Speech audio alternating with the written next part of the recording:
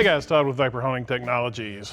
We are here with a Suzuki engine that has some heavy corrosion on it and several spots, especially across the top here.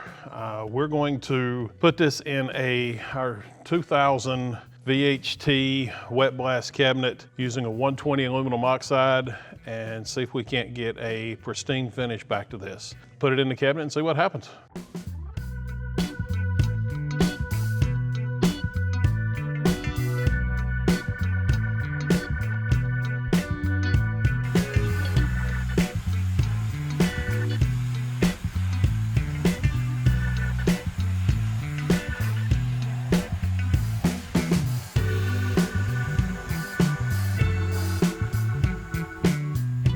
Okay guys, we are back. We have wet blasted this side that's facing our camera here. The gaskets, wet blasting will not remove gasket material, so that would actually have to be scraped off. As far as the actual overall finish, this was probably 3 to 4 minutes, probably closer to 4 minutes in the machine.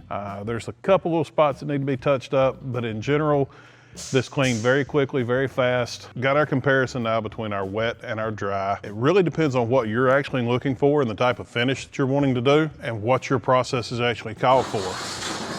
Our dry blast side still did a fantastic job of cleaning. The texture is a little bit rougher with our dry blast than it is on our wet blast. But again, depending on the finish you're looking for and what you're planning on doing afterwards, but we can definitely give you comparisons if you've got parts that you want to see the difference in. So if you have any questions or comments, give us a call, 828-220-4983.